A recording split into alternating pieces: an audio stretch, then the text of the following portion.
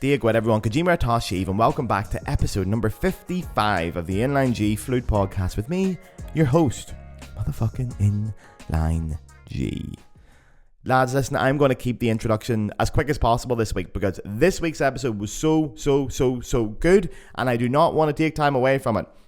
My guest on Inline G this week is none other than French flute superstar Hélène Boulègue. If you are a flute player and you don't know who Hélène is, shame on you. In fact, if you're anybody and you don't know who Hélène is, shame on you. She's wonderful and incredible. Go check her out. She's genuinely one of my favourite ever flute players, and I was so buzzed to finally get her on this podcast. And actually just to meet her in general. She's wonderful. I had a blast down in Luxembourg with her. Now, this is a big episode. It took a lot of work for me to edit it down to under an hour, but if you're only going to listen to one section of this podcast, please skip ahead to the chapter called Motherhood, especially if you're a guy. So if you're a fella, if you're a lad, if you identify as male, go listen to that section. That's the most important one. I learned so much from Hélène on that subject as a guy, and you fuck all about. So go and check it out. It is so important. Now, lastly, guys, I won't be doing a big ad read. Just quickly, this is an independent podcast. I do a lot of work to get these episodes out every single week. There are 3 ways you can support it. Number 1, like, rate, and subscribe wherever you're listening to or watching this podcast. If you're on YouTube, Spotify, Apple Podcasts, make sure you like the video, leave a comment, and subscribe. Leave any comment. It's good for the algorithm. Also, give me a follow on social media, please. Instagram, Gareth Houston Flute. Instagram, TikTok, Facebook. Number 2, there is an Inline G Patreon. www.patreon.com/the Inline G Flute Podcast. That is what keeps this podcast alive. So to the patrons who are already there, thank you so much. Without you, genuinely, the podcast would be gone. It has survived over a year now because of you guys. I'll not go through the details, but you get a couple of goodies in there. You'll get more details written down below in the description.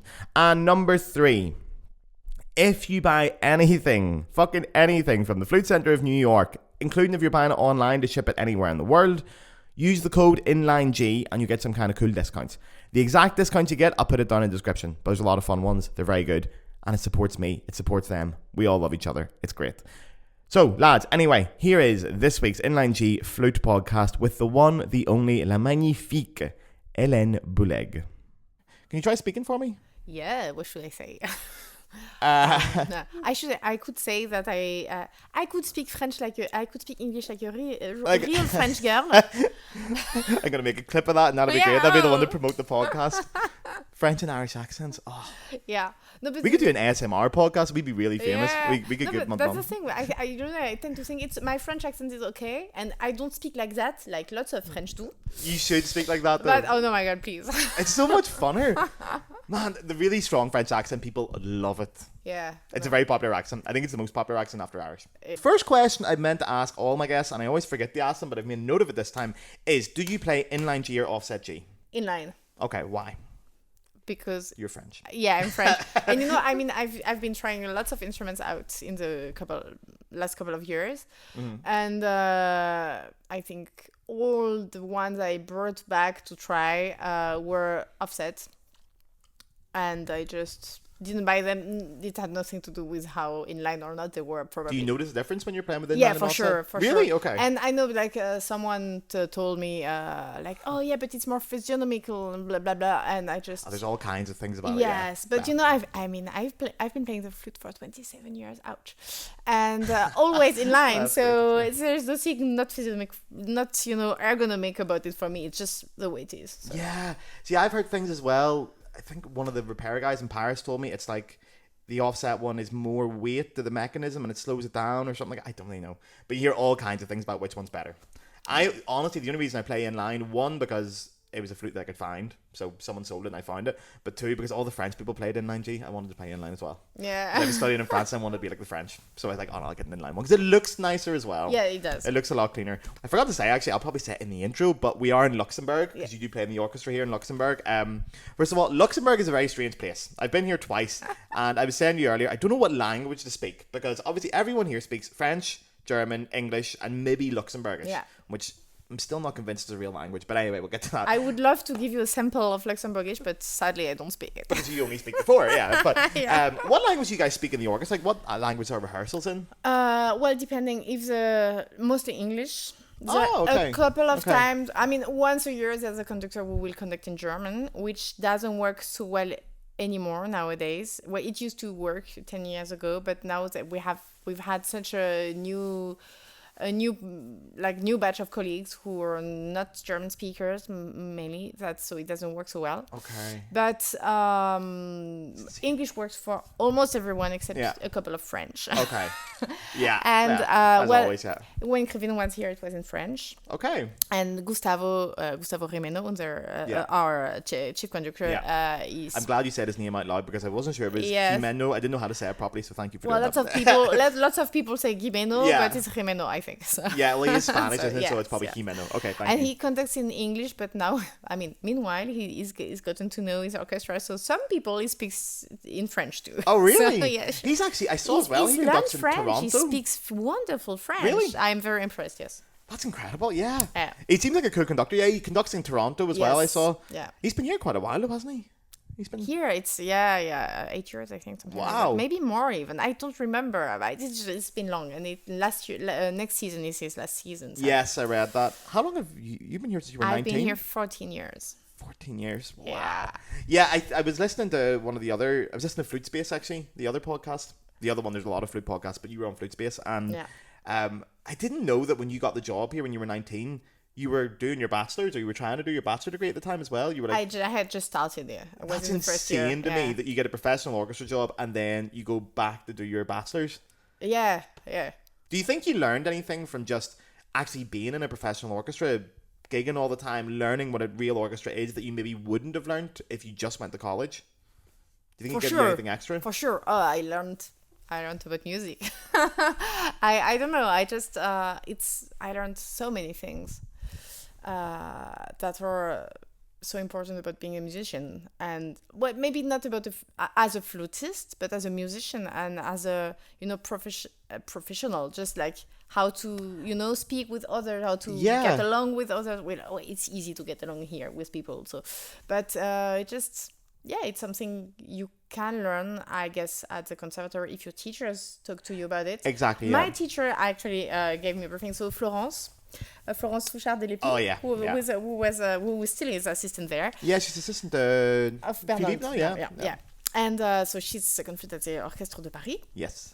So she knows her stuff. She's incredible as well. She's amazing. And so, she prepared me for the job here, for the audition. And then when I got the job, just before I started, she just gave me a briefing, like, do this, don't do that, beware of this, beware of that. And that's amazing me, because you're 19. Did you think you were going to get the job when you did the audition? Did you think, I've got a chance of getting this? No, actually, I came here. I didn't want to play in an orchestra because I come from a small city without an orchestra. I had never played in anything except wind orchestra. Okay. And I wanted to be a flute teacher. Okay, which is why I wanted to go to the CNSM, because I wanted, in France, you need the diplomas to be a teacher, and the higher one you could mostly, and now you can only get if you do the training in the conservatory. Yeah. So, which is why I went there. And then, she heard me play piccolo. And normally, the first years don't do orchestra auditions, because when you arrive at the conservatory, they like to redo everything. Yeah, I know. Or to, stabilize things and say. So, it's a lot of work. But she heard me play piccolo. She was like, okay, you play great piccolo. There's an audition for second flute playing piccolo, and you need to go there. And that was it. And that was your first audition then? Yes. Man, what a bit of luck that as well. First audition and you get into the job at 19. That's incredible. Yeah, and I went there, this was like, this is my first audition. Anyway, I'm not getting the job, clearly, but I just really want to pass the first round. And I prepared like crazy. And my Christmas present was the hotel room for the day before, you know, and the taxi money to just get from the station to the hotel, because I had no idea how to take commute except in Paris with the metro. So yeah, and that is so cool. I love that as well. Yeah, and I just came. I remember coming on the Friday evening, and all the signs were written in French and German in the station. Yeah. I was like, I want to live here because I just love Germany. German at that time. I love Germany, and I just And the morning of the audition, I opened my window and it had snowed. Oh, And there was okay. like 10 centimeters, I don't know, 5 or 10 centimeters of snow. You have very clear memories of this. I love this, yeah. And I was like, oh, this is beautiful. And I arrived at the Philharomie and it looked so beautiful. And was the audition in the main hall here? Like in the chamber music hall. Okay. And it was just, and I was, I hope I play well so that, I can pass to second round and I can be just happy. And then suddenly there was only 2 rounds. And they were like, okay, you got the job. And I'm, okay. So it all happened in one day? Like it was just... on one day, Wow. And then second round you played. How long was the break after the second round before they told you got the job?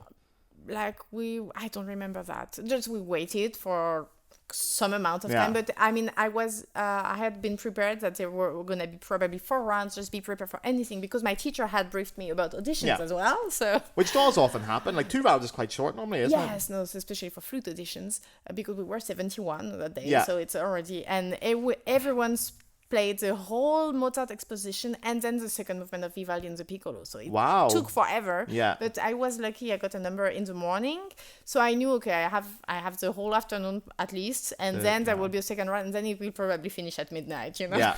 So after second round, it must have been so surprising when you got the job though. I was so surprised, and then they made me enter the room with all the jury and like Krivin, so Emmanuel Krivin, the chief conductor at that time. He had already asked me some surprising questions during the second round, like, oh, what are you doing here? Why don't you stay in France? And what are you looking for in this orchestra? And I was like confused, I had been prepared to anything except questions from the chief conductor, So that is quite weird as well. I was like a bit annoyed at him because he just had cut off my Semiramis, and I was like, I'm in love with Germany, and this is in between France and Germany, so this is great. And that's a good answer as well for this kind of orchestra. It was an honest one. Yeah, the culture here is very like half German, half French. Yeah, and the last question was like, do you have any orchestra experience? I was like, no. No, I'm 18. You just saw my resume. I'm 19 commando. No, I have no orchestra experience. Okay, that's it. You can go. And I was like, okay, this is it. So this is it. He had cut off Semiramis. I hadn't played the end of the excerpt. I was a bit pissed off, and I was like, okay. And so they took a long time to give results after the second round, but I thought anyway we're still 7, so they're still debating how many for the final round, whatever. And then like, okay, you got the job. That's incredible. Yeah, and I entered the room, and Krivin said, okay, do you want the job? And I'm like, yeah, you just gave it to me. Obviously, I'm taking it. Sure, please, I want the job. Okay, so welcome. And that was it. And I got out and I called my mom. And I got the job, and she thought it was a joke, which is not my style at all. I was like, what? No. And then, I got the job. I have a job. In a few months, I'm gonna work, and you don't have to pay for my rent anymore. Everything's sorted. Surprising, That's incredible. Oh man. And I suppose then at 19, if you get a job as a second flute in an orchestra like this, you could just comfortably do that for the rest of your life. You don't have to worry about doing solo stuff. You don't have to worry about doing anything else because it's it's a very great city to live in as well. It's a very secure job. Yeah. But then you obviously did go down a solo route because Kobe came along. Yeah. So how it went exactly is like you could at 19 just say like, so I was almost 20. So I started the trial, I was 20 and then 21. And I passed probation. I was like, okay, now what, and I did 1 year. I finished my bachelor in Paris, and then I quit Paris because I found it a good idea to leave the spot to someone who didn't have a job, and to have the possibility to work with my amazing teacher. So and I decided, okay, now I could either just keep on like that and that's it, but I don't really like practicing. I've heard you say this before, Also, if I was in your position and I got a job at 21, I would that'd be it. I'd never do another gig for the rest of my life. I'd take the money and run. I love to play, but to play with other people, not to play flute by myself in my room. And thank you for the honesty on that. I'm glad you admit that. There are so many exciting things to do in life and to see and to make and practicing just kind of sucks. It does. I agree. Yeah, I think practicing is a means to an end, isn't it? You do it to do something. But then with Kobe, I'm really curious as well because obviously I follow you on social media, and when you learn Japanese for a long time, you're very into Japanese culture and all that kind of stuff. Was that after Kobe? No. Because of Kobe? Or were you interested in Japan before? Yeah, we're coming to that. So I decided, okay, I need challenge to make me practice, because if I don't have a challenge, and second flute, you don't have that many challenges. I mean, you need to be fit so that you play in tune and you're a good second flute, of course. But there's a difference between like playing second flute, playing principal flute, playing solo stuff, and there's fit and then there's fit, you know. Yeah. So, and I needed this challenge, and I was like, okay, so there's this Kobe competition coming up. This little thing out in Japan. Yes, and I'm French. In France, we are like the second. Well, we used to be. I don't know the stats for now, but back at the time, I knew that in France, like all my generation, we loved mangas, anime. It's like the biggest country in the world for outside Japan. Yeah, absolutely. So we are the second most reading. Sorry, this sentence is bad. But so. Don't worry about bad sentences. There's a lot of bad sentences in this podcast. So, this is not grammatically more correct. Bad sentences than good sentences. So this is the second country in the world that reads the most mangas. That's true. After Japan. So that's it. And so I had, of course, heard many hours of Japanese in animes. Like bad Japanese. But no one speaks like that in Japan. Okay. Let me tell you, if you watched Full Metal Alchemist or Naruto or whatever, you can't speak like that. So did you watch it in Japanese with subtitles then? Yes. Yeah, wow. So I was like, okay, let's go to Japan, do this competition. But then it's an excuse to go to Japan. Exactly. So I did a recording and I got invited, and then I was like, okay, I'm going to Japan. Woo! And so that was back in 2013. This is the year where Mathilde Calderini and Sébastien Jacot won. That's right. They both won it there. Yes. That's and I remember sitting in the finals, because I had passed to second round and that was it. Yeah. Thank God. And I remember sitting in the finals and listening to them, and this was probably one of the biggest shocks of my life. Like epiphany, really, like, oh my God, I am nowhere. I mean, thank God I'm not in the final. I am, I'm at kindergarten of music. I just play the flute. Yeah. And I've only ever been interested in playing the flute, but they are making music, and this is just so different. And I mean, I was 23 at the time. Yeah. That's late for such an epiphany. I had been playing an orchestra. I had listened to music, and my teachers, you're a professional musician, my teachers had been telling me about music and phrasing all this time. I have no idea why it never somehow clicked. I have no fucking idea. And then it only clicked when you're watching these two and you're going, oh, fuck. I was like so stunned, and I just... Yeah, those two were both incredible from such a young age as well. Like, they're both incredible now, obviously, but even when they were young, they were like, oh. And I was like, okay, my God, I need to go back to school. And this is when I decided to study for a master. And I had met Renate Greis, who was a teacher in Karlsruhe at that time, for a masterclass just before the Kobe competition. I was because she's the teacher of one of my colleagues here, who told me, go to her. Okay. And then I decided to apply for master to audition there, and I got in. I bought a car and I drove back and forth from Karlsruhe. Yeah, from here it's 2.5 hours if everything goes well, which on the German roads never does. But it was a lot of driving around, but it was worth it. And you would just drive down there, get your flute lesson, turn around and come back and play rehearsal. Oh my God, that is insane to me. And that's literally going to another country for your flute lessons and coming back and doing a rehearsal. Yes, well, but in Luxembourg, I mean, you just drive 15 kilometers, you're in another country. So I know, but a lot of Americans watch this podcast, and we say it's another country, it impresses them. Yeah, of course. You have to go to another country. Yeah, another country for sure. No, but it's 2.5 hours drive. So I mean, which is not nothing. Like, it's still. No, it's not nothing. I had to wake up at 5 and and at that time I had very, very bad insomnia. So it was like I drank lots of coffee and I had lots of close calls, I have to say. And also, you're getting up at 5 a.m. to go to lessons. That doesn't help either. Yeah, but I'm a morning person, so that's fine. Oh, really? So, God. Better that than driving at midnight. So for me, I know this is unusual for musicians. So then you did. So this is after your first time at Kobe. Yes. Yeah. Okay. And then I did. I kept up with competitions. So I did Geneva, 2014. That's right. I remember. I advanced to second round. That's it. And then I did Prague in 2015, and I won second prize. Yeah, I'd say I remember you getting second. And that's where I met Josephine.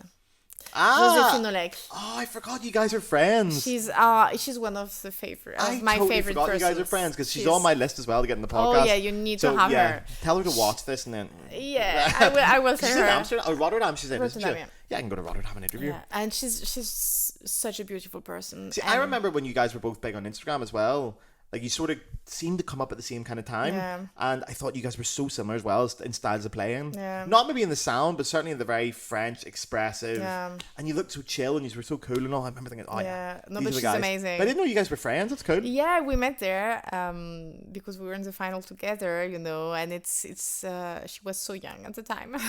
Oh, so is she younger than... Yeah, I think 5 years Oh, wow, younger than okay. me, so Okay. which is 4 or 5 years, which is Okay. actually a lot. I mean, in 5 At years that it will be the age, same, but yeah. at that age it's a Yeah. lot. So yeah, and so it was. So getting second prize was for me the proof that I was on the right track, Yeah. musically wise. Yeah. And it was also the year I finished my master's in Karlsruhe. And then I did the ARD. Oh, And yeah. I also passed to second round, and that's it. But then there was 1 year later, there was a Kobe again, and I was like, okay, this is gonna be my last competition because Okay. I'm turning 27. Then maybe there's a Nielsen afterwards, but at some point you have That's to kind stop. of yeah. You have to stop, and I'll just do this one. I want to do it again because Kobe is the place that changed me the most. Yeah. And I It's a very just full circle moment then to come back to yes, it. Yeah. absolutely. And I wanted to go full in for that. So I just, this is how I met Julien Baudimont and also Philippe Bernold at the time. Because I did this, I was like, okay, so Kobe is in at the end of May. And there is this, during the Easter break in France, there is this academy in Lyon. And there's Julien Baudimont. And Yeah. I heard only good things about him. I didn't know him. And he was teaching a lot, and Philippe Bernard was teaching a bit. And so I just I booked... know this academy in Lyon, actually. Yeah, Yeah, in the museums, and Yes. it's great. And I just booked the 2 teachers, and we're like, okay, I'm going all in. Yeah. I booked my flight ticket business Yeah. because Nice. the first time around, I knew I hadn't slept at all on the plane. But these things make a huge difference. Of I've heard a lot of people course. saying, like, you should even put aside money to get a taxi from your hotel to the yeah, venue. These are and important if things. I mean, I had a job. This was my money, and I could afford it. Of course, it was emptying everything, but it was But, a choice. And this is my last competition. I'm going roll all the in. dice. Yeah. So don't want to have any regrets. So I bought this business ticket and I actually slept 3 hours on the plane, which in the end did make a huge difference because from the Okay. second round on, I didn't sleep at all anymore. Oh, fuck. Yeah. And like only 20 minutes here and there, and it was crazy. It was I just don't know how I did it. Do you know, a lot of people talk about that. When I've interviewed people about who've won Yeah. competitions, they say the whole thing does become a bit of a blur Yeah. in the later rounds because you're just jumping from round to round. You're playing with orchestras and seeing people, and you're in a new city, and it all just sort of flies past. Yeah, And then you wake up and you're like, oh shit, I won that. Yeah.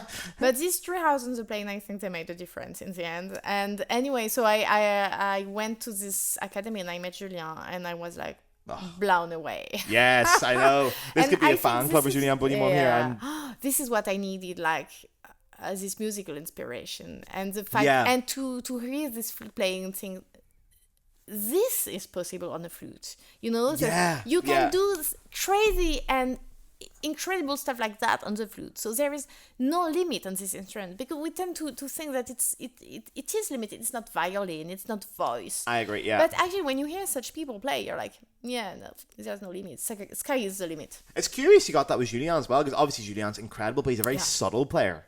Like, I think his turns of phrases, his Yeah. colours and stuff, they're very, very subtle colours, and oh my gentle, God, yeah. which I can understand when someone says, like, oh, I didn't know the flute could do that, and then I heard Denis Buryakov, or I heard James Galwin, and you go, oh yeah, because they're like so virtuosic, their fingers are all over the Yes, place. but- yeah. But Julien's not as in your face as that. No. Julien's so subtle. But this, I mean, I knew you could play. I mean, I had heard Emmanuel Pahu before. We had Yeah. the luck to have him live here, and it's amazing. And but like hearing Julien from so close as well, again, right in that moment, Yeah. and with these colors, like this amount of colors, and it's just you can just do everything on the flute, not just play loud and virtuosic, which obviously neither Pahu and Buryakov do. Yeah. They don't just play loud and virtuosic. No, I'm of not course saying not. that at all. But that's the thing that we noticed This about them. just yes, and like Julien at that moment, that struck me, and I was like, please, I want to play it the same way. Yeah.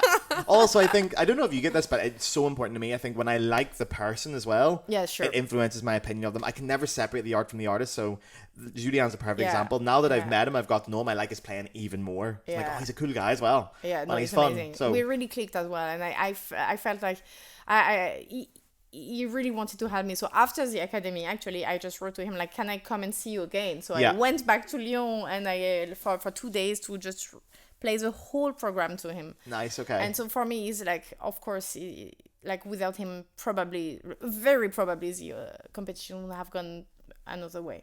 Okay. Yeah. That's incredible though. I like that about you, Dan, as well. Like, I like the fact that you're also a professional musician. You're gigging in an orchestra, but you're open to saying, no, I'm going to go get lessons. Yeah, sure. I'm going to keep studying. I'm going to keep learning. I'm not above that. But actually we talked about that with Emmanuel Paul last time I saw him, and he told me, like for us it's a taboo. You can't. You're a professional. You don't take lessons anymore. Yeah. But the sport, like look at athletes. I was just about to they say have that. coaches all their life, all their career. And it's also, normal. you think like even like therapists, like most therapists have a therapist. Yes. Because they know that they need to keep and they learning and getting perspective. And actually, to get the degree, I think they have to follow therapy themselves. And actually, Julian talked about that as well, because he was saying when he recorded his latest album, he had Paul Edmund Davies, his old teacher, in the recording studio with him to get opinions. So I'm like, you don't need anyone's opinion. You're Julian Budimon. You can do whatever the fuck you want. But he's like, no, I respect his opinion. I want to hear about it. I'm like, yeah, I like that. I like the way people are always learning from each other. Yes. That's really interesting. Yeah. Strange question, but I've been dying to ask someone from Kobe who's done it. Yes. When you're in Kobe, obviously Kobe's famous for two things. Yeah. The flute competition and the beef. Of course. Do you get the beef when you're there? Oh no, I mean you have to go and get it, and it's quite expensive. But they don't like give you, it's like part of the prize or anything? No, not at all. Actually, so back in 2013, when Mathilde and Sébastien won, so Mathilde I knew because we were in the same year at the conservatory, so I knew her. Okay. We were in different classes, but in the same year, so of course I knew her very well. And Sébastien I had met on the competition. And when they won the first prize, they went to eat Kobe beef, and I went with them. Oh, and they nice, actually invited me for the Kobe beef, I have to just say. Just the three of you? Or was there other... just the three of us. So was that the night they won the competition, the three of you went for dinner? The next day, I think. Okay. That's so cool though, isn't it? And so that's the one time I ate Kobe beef, and I have to say it is amazing. Because I was sort of thinking, like, they must link that up. I always thought, like, oh yeah, I'm sure after they win, your dinner is Kobe beef. No, not at all. Because in my head, in Kobe, that's all they eat. And then I moved to Stuttgart. Oh, it's fine. So thank God for my partner, who was amazing. Who decided to just quit everything and to just move with me to Stuttgart, even during the trial, so that he could be a stay-at-home partner who could just take care of everything in the household. Okay. So that I could practice the flute for 1 year, which was... Because also, for those unfamiliar, the SVR, the SWR Symphony Orchestra, is a major orchestra. Yeah. Like, it is, in my opinion, one of the best orchestras, definitely in Germany, maybe in the world. It is an incredible orchestra. Yes. So getting that and recording some of the most difficult flute works ever written at the same time is a lot of work. Yeah. Like, that sounds insane. Yeah. So thank God I had him, because I didn't have to pick up the vacuum cleaner once during 1 year. Yeah, you couldn't pick up the vacuum cleaner, man. You Jolivet to play. I was just playing the flute and listening to the orchestral works all year long.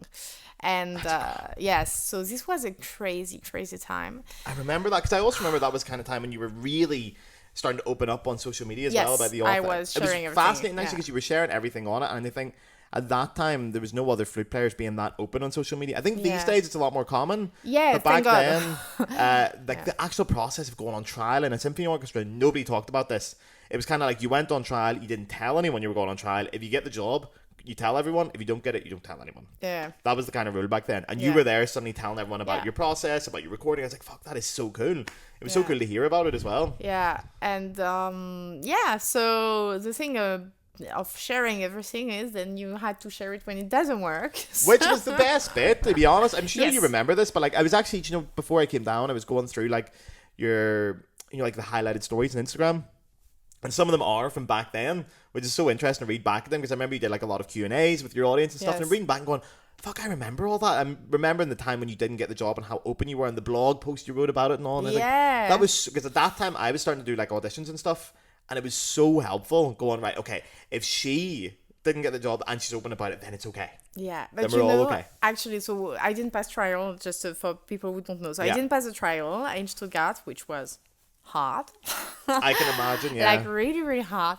And so I actually wrote a very long thing about that on my social media, saying, saying basically, I didn't pass trial, this is hard, and I'm having a hard time. Yeah, I remember that, yeah.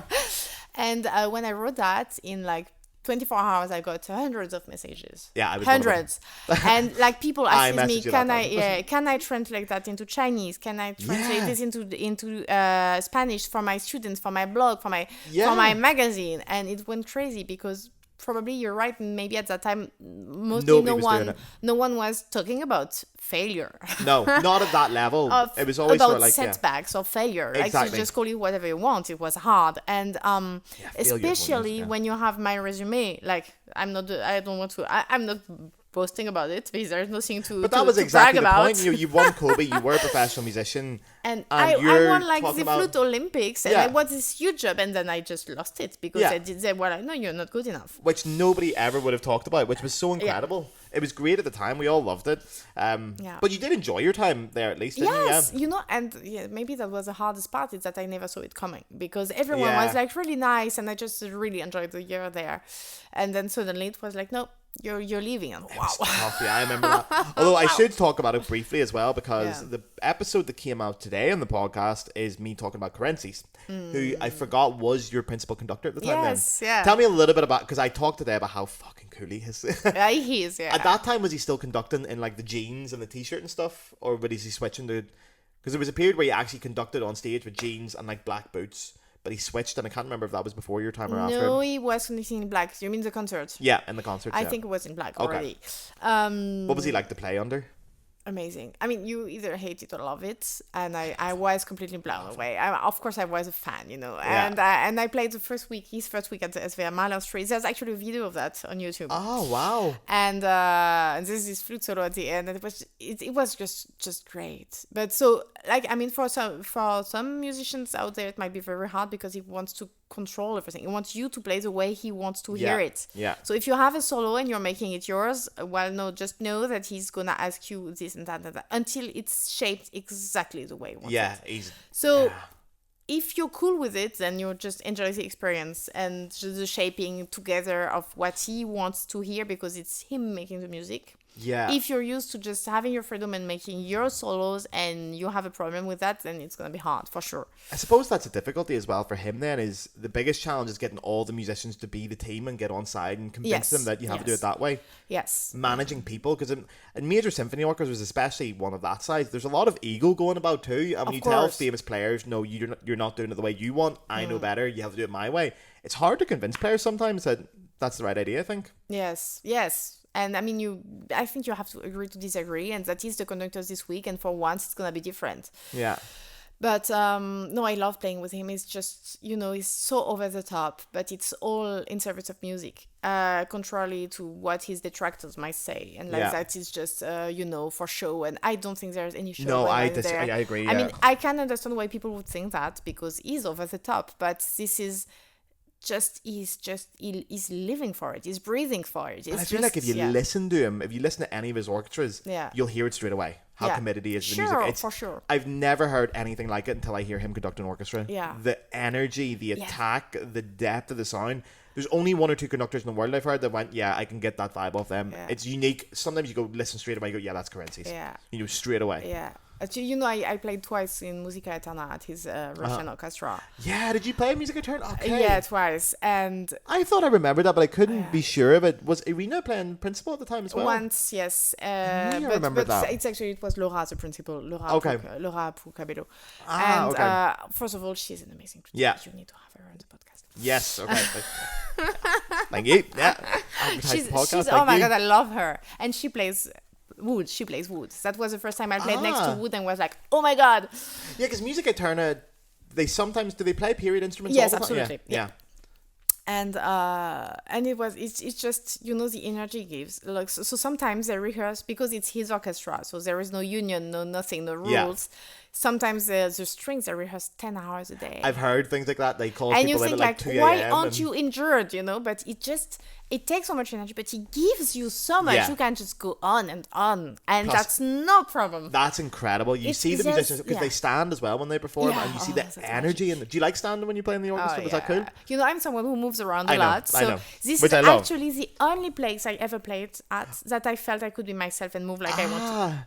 Yeah, because they actually encourage it more than anything. And playing next to Laura there and playing with them, and this is the only place I ever felt like, okay, I fit. Yeah. With the moving, I can see that, and I think that orchestra suited you. It is an incredible orchestra. Yeah. I think once they did the Tchaikovsky violin concerto with Patricia Koptinskaya, and that recording is like, what the fuck? It's just, it's obscene how good the music is. Yeah. I was talking about it today actually, because there's a video online of them playing the overture of the Marriage of Figaro, and you'll never hear anything like it. The attack and the strings and the energy, it's obscene for an orchestra to play like that. Yeah. It's ridiculous. Like, he's unbelievable. Yes. But yeah, so you play with him a year. Let's get on to social media a little bit then, because that's the natural place to go. I will say, so back at that time, you were the only person being that open and honest on social media. I felt like you did affect me a lot. I think a lot of friends, I was in music college at the time in Paris, and a lot of people were talking about your Instagram and how great it was and how we all got affected by it. But I did notice today, you've now changed your bio to Hélène Boulègue, mom and flutist, but mom comes first. Yes, for now it comes first, Well, Okay. it will always be first. Is that a now. conscious decision to say mom and flutist, not flutist and mom? Yes, Okay. it's very conscious. So I've been a mom for a bit over 3 years now, and It doesn't feel that long. it feels like a blink. But it's both very long and very, very short. The nights are long, but the I years can are short. imagine, yeah. That's a saying. That's a good sign. I've never heard that. I saw that on a lot, because now my Instagram feed is mostly parents. Yeah, it changes a lot, No, I can talk about that for hours, ages actually. I think it's a fascinating topic, because people don't talk about it as much either. No, so of course it's so for me it was a long time coming. I know I wanted kids for a couple of years before I had one. Yeah. But I wanted to be a principal again. I wanted to win another principal job before, to be settled, blah, blah, blah. Because I thought it's going to be harder afterwards, which sure it is, but it's not impossible. But it's of course, it's a bit harder afterwards. Yeah, of course, yeah. And, but then COVID came and we went into lockdown and then everything stopped. And I had time to think, like we all did. Yeah. And I thought who knows how much longer it's going to take. Yeah. And I was 31 at the time. And I was like, 30. And who knows how much longer it's going to take. And who knows if it's ever going to work again. True. Yeah. And no one can promise me anything. But, this has to come first. And if I get a kid, I can still audition. And I decided I'm going to get my kid. And this is not going to stop me. Yeah. And then I got pregnant very easily, thank God. I feel very lucky about that. And I had the perfect pregnancy. The first trimester, I was a bit nauseous and it was really tough. I couldn't really practice my flute, and I had an audition in the first trimester. I remember you posted on Instagram about that as well. About that. So I actually, I auditioned twice for the Orchestre National de France during my pregnancy. First time I was in my first trimester. And so there were 2 openings and I was in the final round and they took no one. Okay.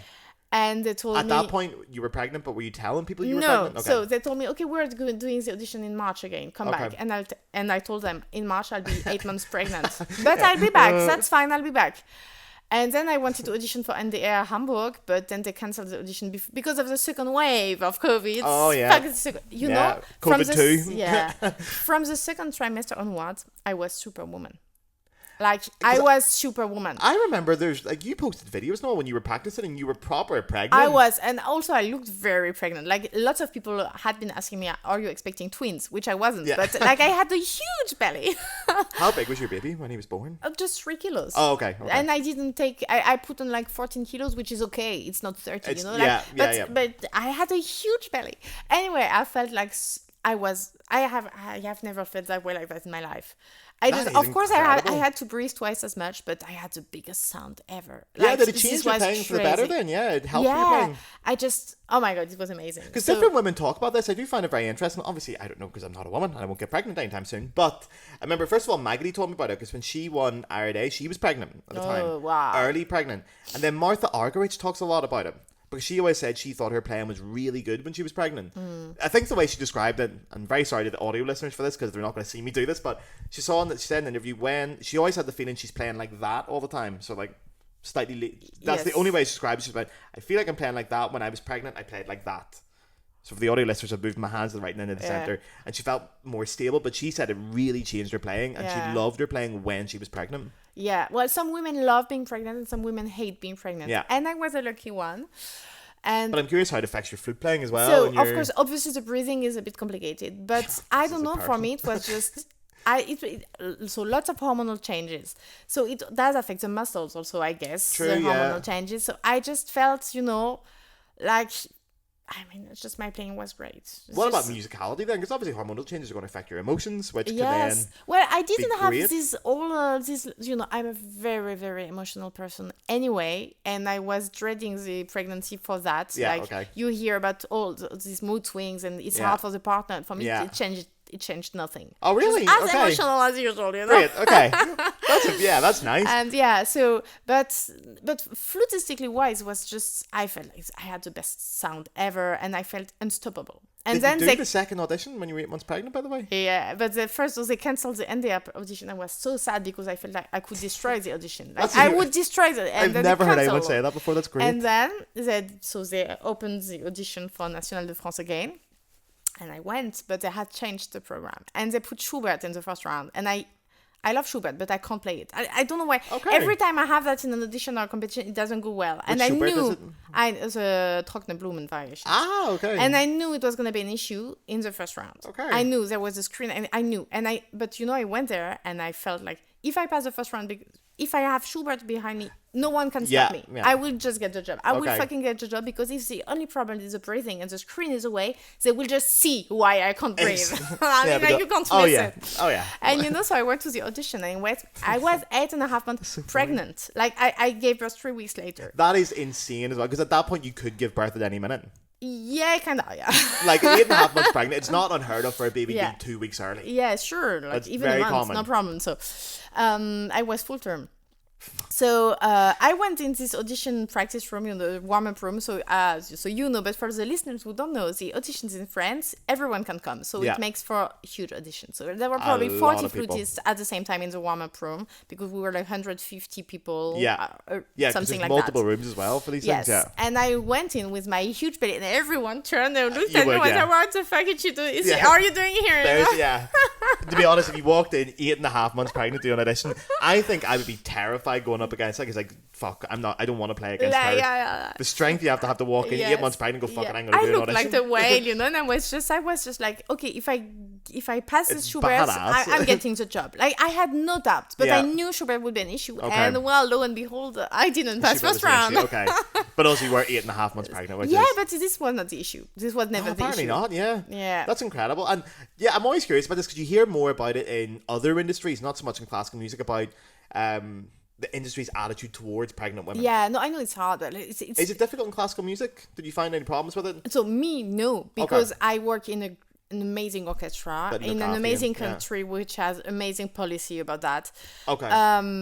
But what you hear left and right is people hiding their pregnancies as long as possible. Yeah. It's just crazy. Because you hear more of it in like very competitive industries, like stockbrokers and things like that. But classical music is incredibly competitive. Yeah, sure. And the whole thing of like, you don't want to take time off, you'll lose a few years, that kind of stuff. Or like you, of course, as a freelancer, for instance, if you can't, like for a few months you don't say yes to gigs, and they'll call someone else, and you're not first on the list anymore. Sadly, it goes that way, and I wanted to prove to myself and the world that you can audition and win auditions and being pregnant. And I was very sad not to pass this first round, really, because I don't know, this feels stupid and like braggy somehow to just feel, I knew I was getting the job, but I mean, I had never played the flute that way before. Yeah.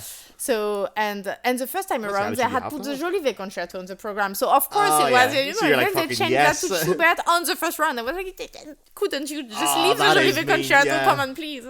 So, Yeah. Okay. But, if it's not meant to be, it's not meant to be. Right now, I'm just very glad that I don't live in Paris, especially with a kid. My partner my amazing partner had told me, you can audition wherever you want. I'll follow you everywhere. Please not Paris. Yeah. So, I mean... Also, because this podcast is going to go out in like 2 weeks' time, probably. So for anyone aware, right now is the time in between the two elections, the first and second round of the French parliamentary elections. And after the first round... I am. Things are not looking great in France after the first round. So maybe we'll be happy. Maybe it'll all go fine on Sunday. And when this comes out, we'll be fine. Yeah. Or maybe not. Yeah. Well, we'll find out, dear listeners. You can tell us how it went.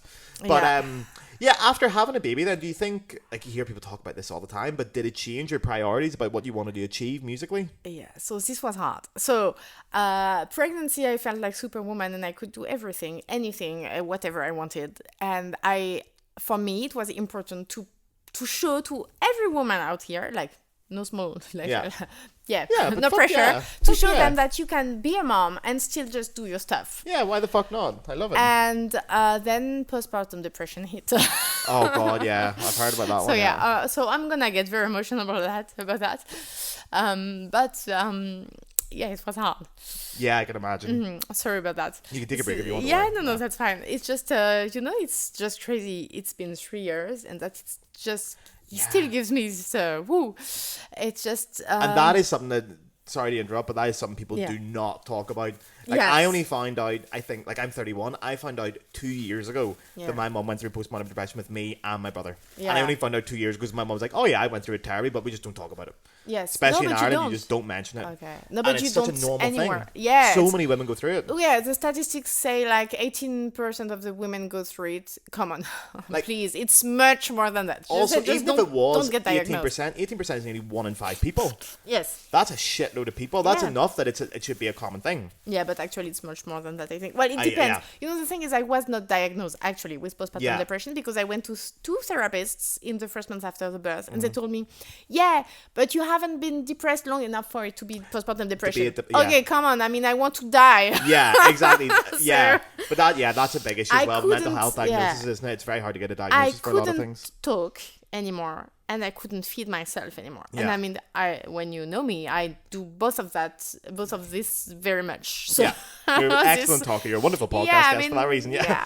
So this was a sign. So So but- obviously, sorry, you were in maternity leave at this point as well. You weren't playing in the orchestra, yeah. So but the thing is, I had to play the Mozart flute and harp concerto 2.5 months into my maternity leave, which I had.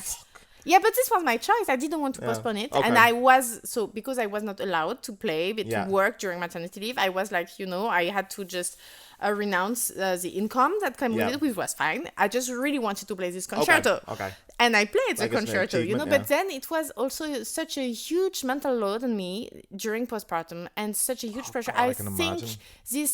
this was always on my mind, this career thing. Like, I had this concerto, and after that, I have there are auditions coming up, and I need to be in shape. Yeah. Because I am keeping up the auditions. Yeah. I am not stopping that. I want to be principal again, and probably 80% of the postpartum depression had to do with the fact that I just didn't want to drop it. Yeah. Wow. And the thing is, of course I got better, but I felt bad until this September. Okay. So 2.5 years. Yeah. And I think I felt that way for a long time because I just couldn't accept the fact that what I had thought I could do and that I wanted to do was not what I actually wanted to do in the end. Yeah. And so, yes, the priorities, to come back to your question, Yeah. sorry, changed. I knew they would change. I knew that baby would come first and flute second, for sure. I had no idea how much of a space there would be between number 1 and 2. It's just like, seriously, it's just light years between number 1 and number 2. Yeah, and also, like, that's one of the things about being a musician is your career changing is such a huge part of your personality and your Yes. sense of worth and your sense of being, and we think that we are our careers. So when that changes, you sort of think, well, fuck, am I less of a person? Am I not Yes. myself anymore? There's a lot of Exactly. identity questions that come up with that you Yes. wouldn't get in other jobs as Yes. much, maybe. Yes, and also, for the concerts, it's like everyone asking, okay, so when's next concert? And I'm like, yeah, it's here and there. And I was happy about the concert when I said yes. And then I had to practice. And this was just such a stress because obviously I didn't practice nearly as much as before. Yeah. I had a bad sleeper for a baby, and I am an insomniac already. So Yeah. this was terrible. The That is sleep, not a good lack of sleep was combination, yeah. terrible.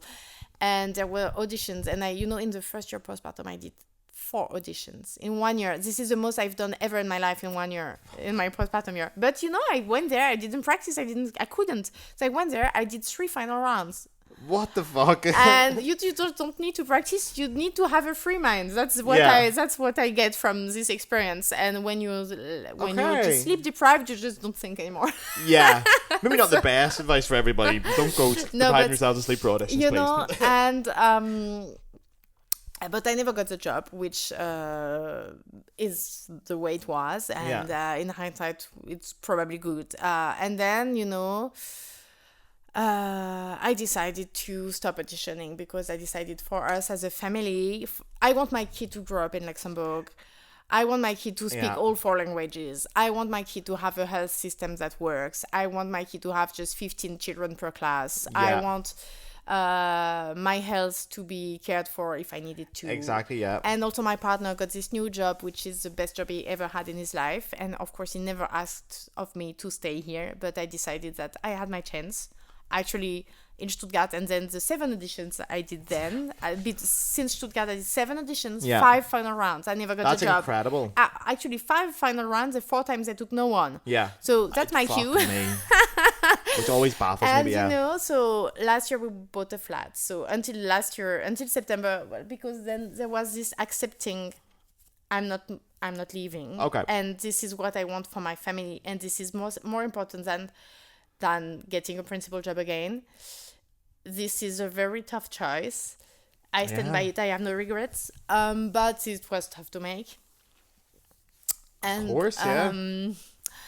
I think a lot of artists can relate to that as well. Yes. Maybe not exactly having children, but I think in general having circumstances make you change your career that you didn't expect. Yes, for and sure. you know it's for the right reasons, and you know it's a good decision, but still it's very hard to let go of something you've, like a dream maybe you've held on to for so long. Yeah. It's just not your dream anymore. Yes. And I so badly wanted to be this example of the mom who can do everything and can show other women, and turns out, all that as well. Yeah, turns out, well, first of all, this is stupid and very, it's stupid and like, what's the word?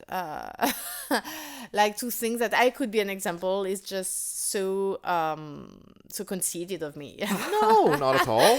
So it's a hard decision for me for a lot of people but you do have to sometimes just step back and go, well, what is actually making me happy? Yeah. And what are my goals? Have they changed over the years? And I love the concert and I enjoy every minute of them. But the months before, the practice, the preparing, this is just bringing so much stress. Right now, I'm like, okay, I'm right now on parental leave. I have been since March. In Luxembourg, it's a very specific way of parental leave. So for 1 year, I'm 50% in the orchestra. Yes. But the condition is no concerts, no gigs, nothing next to the orchestra for 1 year. I can't earn 1 cent. Otherwise, I have to reimburse everything to the state. Okay. Which is normal because they pay me to be on parental leave quite well, actually.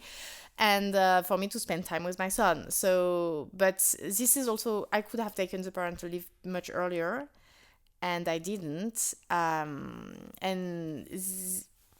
only when I felt better with myself, I decided I'm taking it now, because I feel better with myself, because now I've come to terms with the decision that I can take 1 year off from solo concerts and gigs, because I want to be with my kids. Yeah. And if I still want to play concerts afterwards, which we'll see, probably, but we'll see. Yeah. Then I can do that after. And you'll always be able to.